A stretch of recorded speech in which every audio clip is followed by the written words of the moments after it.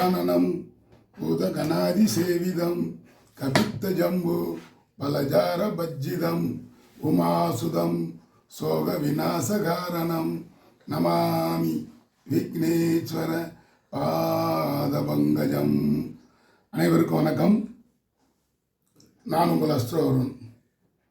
இன்னைக்கு நம்ம பார்க்க இருக்கும் தலைப்பு வைதன்ய தோஷ ஜாதகம் அப்படின்னா என்ன? வைதன்யம் அப்படின்னா விதவை ஜாதகம் எப்படி இருக்கும் அப்படிங்கிற பற்றி தான் நம்ம இந்த பதிவில் பார்க்க போகிறோம். புதிதாக தம்பதிகளாகிய கணவன் மனைவிகள் ஒற்றுமையாக வாழ்ந்து பெண் குழந்தையை பெற்றெடுக்கிறாங்க. அந்த பெண் குழந்தைய சீராட்டி தாளாட்டி வளர்த்து படிக்க வச்சு ஆளாக்கி வேலையெல்லாம் வாங்கி கொடுத்து திருமணம் என்ற பந்தத்திற்குள் நுழைக்கிறார்கள். திருமணமும் ஆகிவிடுகிறது. பொருத்தமெல்லாம் பார்த்தாங்க, கட்டி கொடுத்தோம். ஆனால் கணவனும் மனைவியும் என் மகளும் மருமகனும் பிரிஞ்சு இருக்கிறாங்க அப்படிங்கிறத ஒரு கேஸ்.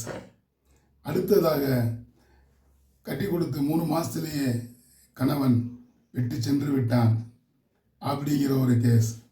அடுத்ததாக கணவன் இந்த உலகத்திலேயே இல்லை, என் மகளை விட்டுட்டு போயிட்டான் அப்படிங்கிற மாதிரி ஒரு கேஸ்.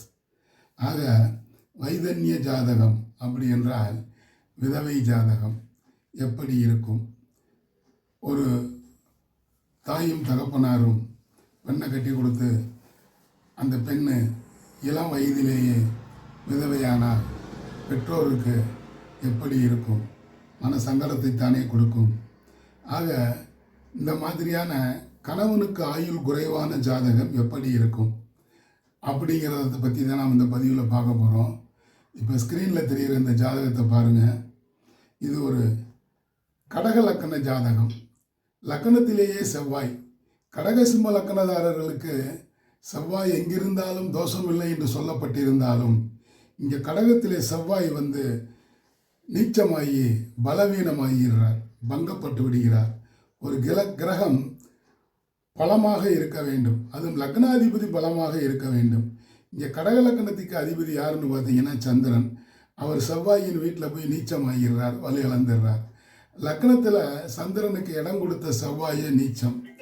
ஆக ரெண்டுமே வலு இழந்துருது அப்படின்னு தான் நாம் சொல்லணும். கடக லக்கண ஜாதகம் 4ஆம் இடமாகிய துலாத்திலே ராகு, 5ஆம் இடத்துல சந்திரன் குரு, 6ஆம் இடம் என்னும் தனுசுல சுக்கிரன் இருக்கிறார், 7ஆம் இடம் கலஸ்தர ஸ்தானத்திலே புதன் இருக்கிறார், 8ஆம் இடத்துல சூரியனும் சனியும், 10ல் கேதுவும் மாந்தியும். இந்த ஜாதகம் எப்படிப்பட்ட ஜாதகம்? இந்த ஜாதகம் வைதவிய ஜாதகம், விதவை ஜாதகம் அப்படின்னே சொல்லிடலாம். அது எப்படிங்க அப்படின்னு கேட்டிங்கன்னா, கணவனுக்கு ஆயுளை குறைக்கக்கூடிய ஜாதகம். இந்த பெண்ணிற்கு முதல் கணவன் மரணம், 2வது கணவன் சூசைட் பண்ணிக்கிறார், தற்கொலை பண்ணிக்கிறான், 3வதாகவும் ஒரு கணவனை தேர்ந்தெடுத்து கட்டி வைக்கிறாங்க. அவனும் டைவர்ஸ் ஆகி பிரிஞ்சிடுறான். இது எப்படின்னு கேட்டிங்கன்னா, கலஸ்தர காரகனோ கலஸ்தர ஸ்தானாதிபதியோ 6, 8, 12 மறையக்கூடாது. அப்படி மறைந்தால் கட்ட கலஸ்தரம் நிற்காது. அந்திம காலத்தில் அழுவதற்கு மனைவி இருக்க மாட்டாள் அப்படின்னு சித்தர்கள் சொல்லி வச்சுட்டு போயிருக்காங்க. இது ஆணுக்கு மட்டுமா, பெண்ணுக்கும் பொருந்துமே அப்படின்னே சொல்லிடலாம். இங்கே பார்த்தீங்கன்னா, கலஸ்தர காரகன் சுக்கிரன் கேதுவின் சாரம், கலஸ்தர ஸ்தானாதிபதி சனி ராகுவின் சாரம். ஆக கலஸ்தர காரகனும் கலஸ்தர ஸ்தானாதிபதியும் சர்ப்பசாரத்தில் இருக்கிறாங்க.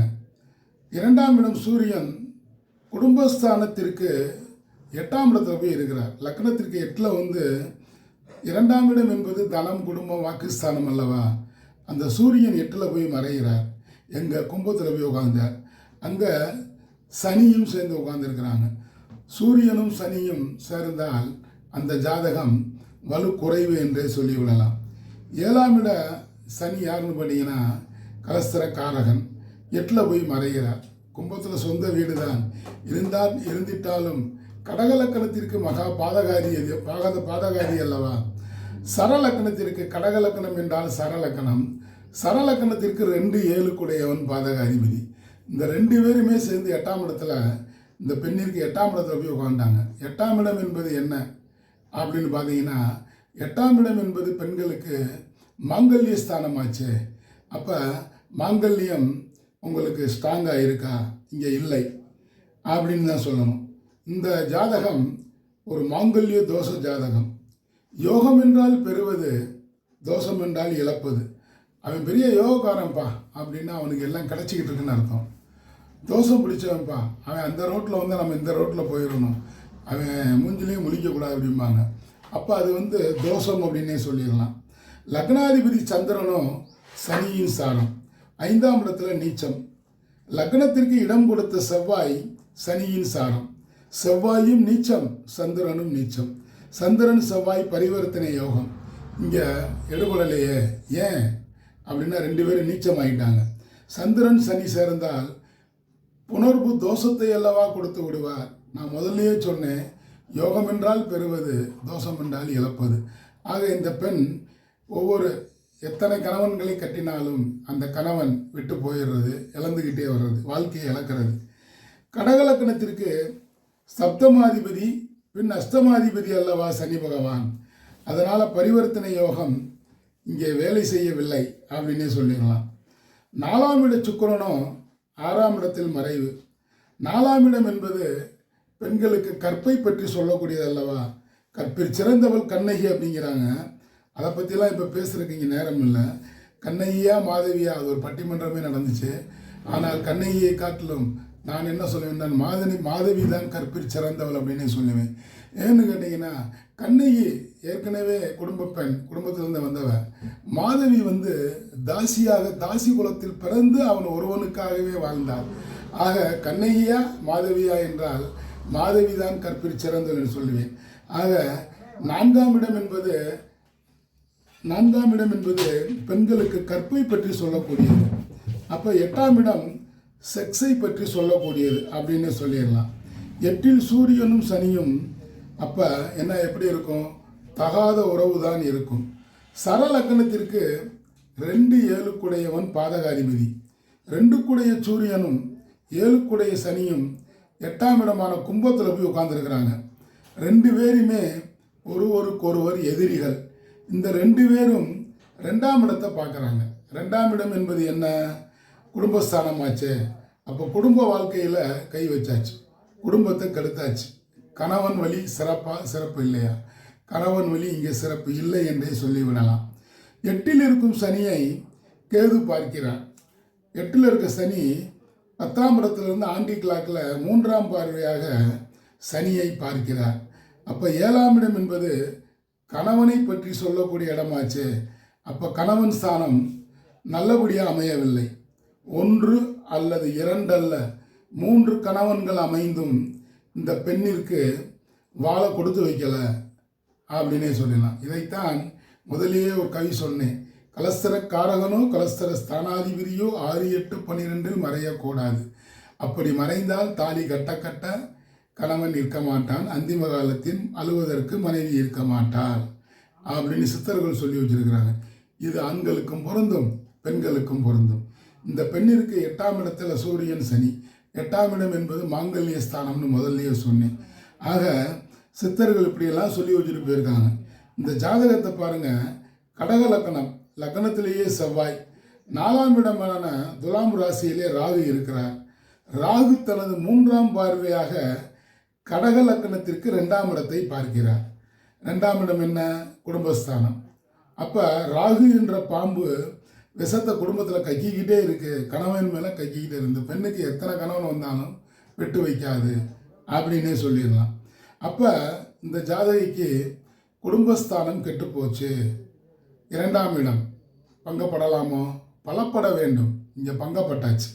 ஆக வர்ற கணவன்லாம் நிற்கலை, பங்கப்பட்டு போச்சு அப்படின்னே சொல்லலாம். இந்த பெண்ணுக்கு கணவனோடு சேர்ந்து வாழும் பாக்கியம் கிட்டவில்லை. அப்போ பாக்கியஸ்தானமும் கெட்டாச்சு.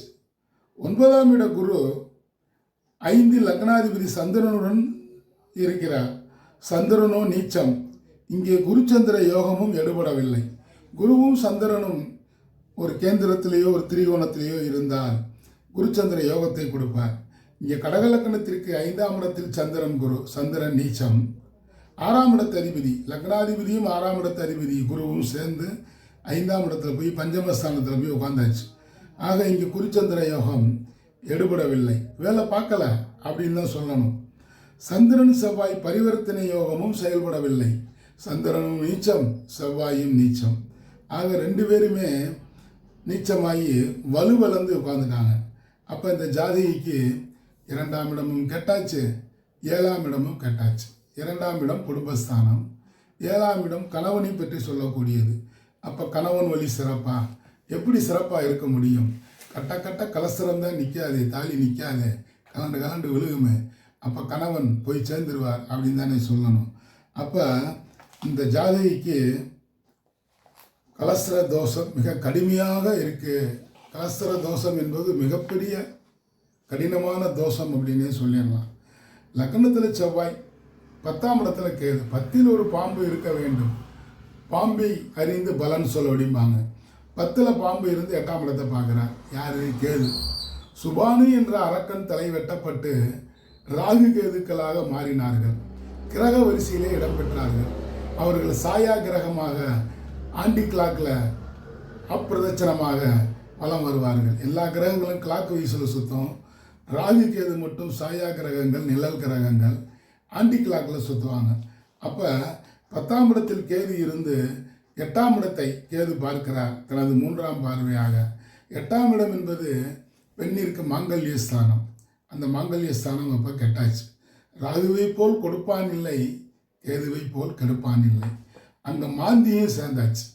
சூரியனுடைய மைந்தன் சனி, சனியின் மைந்தன் மாந்தி அப்படின்னு நாம் படிச்சிருக்கோம். அப்போ கேதுவுடன் மாந்தி சேர்ந்து 8ஆம் இடத்தை பார்க்கிறார். இந்த பெண்ணின் ஜாதகத்திற்கு கடக லக்கணத்திற்கு 8ஆம் இடத்தை பார்க்கிறார். 8ஆம் இடம் சரடு பொருத்தம், கயிறு பொருத்தம், திருமாங்கல்யம், அதாவது தாலியை பற்றி சொல்லக்கூடியது. தாலியே பெண்களுக்கு வேலி அப்படிம்பாங்க. ஆக தாலி நிற்கணும்ல. இங்கே 8ஆம் இடம் மாங்கல்ய ஸ்தானம் கெட்டு போச்சு. ஆக இந்த பெண்ணிற்கு எத்தனை கணவன்கள் அமைந்தாலும் அத்தனையும் நிற்காது. ஒன்று ஓடி போகணும், இல்லை விவாகரத்து வாங்கணும், பிரச்சனை பண்ணணும், இல்லை இந்த பெண்ணுக்கிட்ட எல்லா சுகபோகங்களையும் அனுபவிச்சுட்டு விட்டுட்டு போயிடணும் நட்டாத்தில். அப்படியாப்பட்ட ஜாதகம். இந்த ஜாதகம் அனுச நட்சத்திரம்தான், விருச்சிக ராசி தான், கடகலக்கணம் தான். ஆனால் பிரயோஜனம் இல்லாமல் போயாச்சு. மன வாழ்க்கை, குடும்ப வாழ்க்கை, இல்லற வாழ்க்கை, தாம்பத்தியம் எல்லாமே கெட்டுப்போச்சு அப்படின்னு தான் சொல்லணும். ஆக 100ல் 1000ல் இந்த மாதிரி ஒரு ஜாதகங்கள் இருக்கும். இந்த ஜாதகத்தை வைதன்ய ஜாதகம் அப்படிம்பாங்க. வைதவிய அப்படின்னா சமஸ்கிருதத்தில் வைதவிய என்றால் தமிழில் விதவை அப்படின்னு அர்த்தம். கைம்பெண் அப்படிம்பாங்க. இந்த கைம்பெண் ஜாதகம் இந்த மாதிரி தான் இருந்தால் கணவனுக்கு சுகபோகங்களை கிட்டாது, கணவனும் விட்டு பிரிவான் அப்படின்னு சொல்லிக்கலாம். ஆக இந்த மாதிரியெல்லாம் ஜாதகங்களை அலசி ஆராய்ந்து பார்த்து தான் திருமண பொருத்தங்களை மிகச் சரியாக பார்க்க வேண்டும். ஒரு சில ஜோதிடர்கள் ஏனோ தானோ என்று பொருத்தம் பார்த்து விடுகிறார்கள். பொருத்தம் மட்டும் பார்த்தால் போதாது. சுற்றம பொருத்தம் என்று சொல்லக்கூடிய நம்மை ஆள்வது பஞ்சபூதங்கள். அப்போ சுற்றம பொருத்தம் என்று சொல்லக்கூடிய 5 பாயிண்ட்டை பார்க்கணும். 2 பேருக்கும் ஆயுள் பலம் நல்லா இருக்கா, குடும்பத்துக்கு ஏற்றவங்களா, பொருளாதாரம், படிப்பு எல்லாமே நல்லா இருக்கா, 7ஆம் இடம் கணவனை நல்லா பார்த்துக்கிறோமா, அந்த பையன் மனைவியை நல்லா பார்த்துப்பானா, புத்திர பாக்கியம் இருக்கா, கேரக்டர் வைஸ் ரொம்ப ரொம்ப முக்கியம். 4ஆம் இடம் 10ஆம் இடம் இதெல்லாம் பார்க்கணும். இதெல்லாம் பார்த்துட்டு சூட்சம பொருத்தம் 5க்கு 5 இருந்தால் நல்லாயிருக்கும், 5க்கு 2 பழுது இல்லாமல் இருக்கணும் அப்படிம்பாங்க. இந்த பொருத்தம் 7 பொருத்தம் 8 பொருத்தம் 9 பொருத்தம் இருந்துச்சுங்க. நாங்கள் போய் பார்த்தோங்க, 9 பொருத்தம் இருந்துச்சுன்னு ஜோசியர் சொன்னார். ஆனால் 3ஆவது மாதமே பிரிஞ்சுட்டாங்க. கோர்ட்டில் டைவர்ஸ் கேஸ் நடந்துக்கிட்டு இருக்கு. எதையுமே பாவம் அணிவிக்கலாம். பொண்ணை பெற்றவங்க ரொம்ப வருத்தத்தில் இருக்கிறாங்க, கண்ணீர் விடுறாங்க அப்படின்லாம் நம்ம சொல்ல கேள்விப்பட்டிருப்போம். இது தலை விதி, தலை எழுத்து. ஆக பொருத்தம் பார்க்கும் பொழுது மிகச்சரியாக பார்க்க வேண்டும். சூட்சம பொருத்தத்தையும் பார்க்க வேண்டும் என்று சொல்லிக்கொண்டு, இந்த ஜாதகம் ஒரு விதவை ஜாதகம். எத்தனை கணவன் கட்டினாலும் நிற்கவில்லை. இந்த மாதிரியான ஜாதகங்களை அலசி ஆராய்ந்து பார்த்து தவிர்க்கப்பட வேண்டும் அப்படின்னு சொல்லிக்கிட்டு, இந்த பதிவு உங்களுக்கு பிடிச்சிருந்தா சப்ஸ்கிரைப் பண்ணுங்கள், லைக் பண்ணுங்கள், ஷேர் பண்ணுங்கள்.